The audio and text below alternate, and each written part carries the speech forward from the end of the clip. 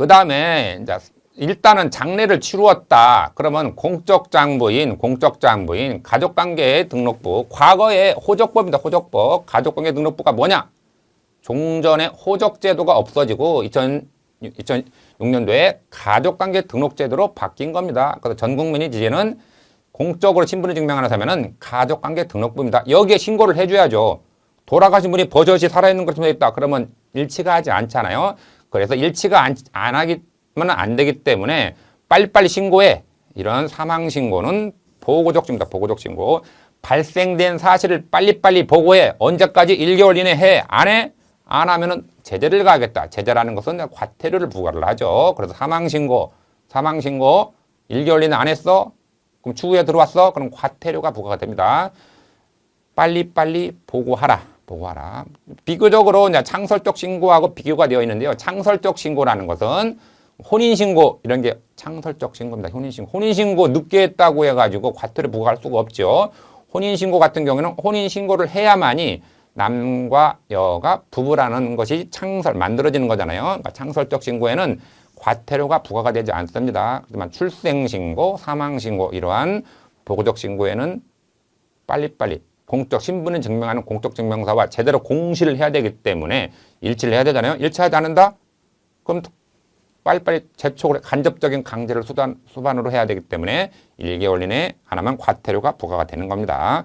그 다음에 사망신고 어디에다 할 거냐? 어디에서 할 거냐는 문제가 되지 않습니다. 왜? 사망신고는요. 가족관계 등록부에 원칙적으로 시군구가 되겠지만은 사망신고에서는 동사무소, 지금은 주민센터라고 하죠. 행정복지센터라고 하고요. 또 어디서? 사실상 전국 어느 주민센터 다 가능하다는 결과가 됩니다. 왜냐하면요. 사망신고 같은 경우에는요. 어디? 사건 본인의, 즉 돌아가신 분의 등록기준지 뿐만 아니라 신고인이라는 것은 뭐 동거친족이라든지 비동거친족 신고하잖아요.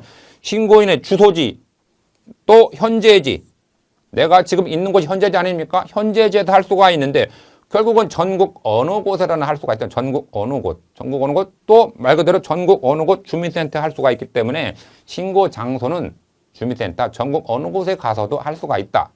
아까 말씀드린 대로 사망진단서, 사체검안서가 첨부돼서 해야 되겠죠. 그 다음에 아까 말씀대로 과태료 부과가 연결되었기 때문에 언제? 안날로부터 1개월 이내라는 거죠. 취지는 이해가 되죠? 공적장부인 가족관계등록부에 그대로 신분관계를 증명을 해야 되는데 사망신고를 안 했다. 그러면 대한민국 국민이 여전히 생존해 있는 거로 추정을 받습니다. 그럼 불일치가 되네. 불일치되는 것을 없애기 위해서 빨리빨리 신고해라. 보고적 신고로서 안날로부터 1개월 이내 빨리빨리 사망신고하라. 과태료 사망신고 안 했다. 그러면은 5만 원 이하의 과태료가 부과가 됩니다. 과태료.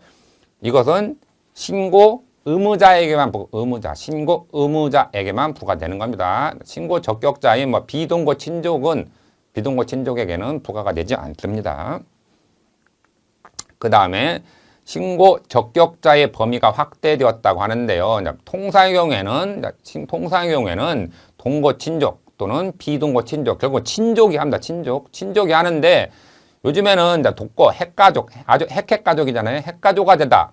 그러니까 독거인, 홀로 사는데도 형제들과 연락을 안 하고 사는 분이 있잖아요. 그랬을 경우에는 별로 관심이 없죠. 형제여도 관심이 없습니다. 나이가 이제 50 정도 넘어갔을 때 관심이 없잖아요. 그럼 어떻게 되느냐? 사망신고를 안 하겠죠.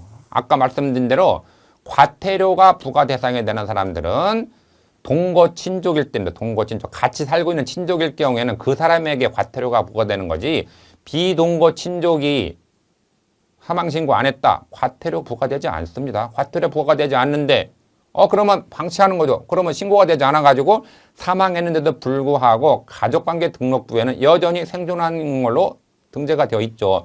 그래서 빨리빨리 재촉을 통해서 해야 되는데 과태료도 의미가 없죠. 이럴 경우에 현실 간의 괴리가 발생하죠. 사망한 자가 여전히 살아있는 거로 등재가 되어 있다.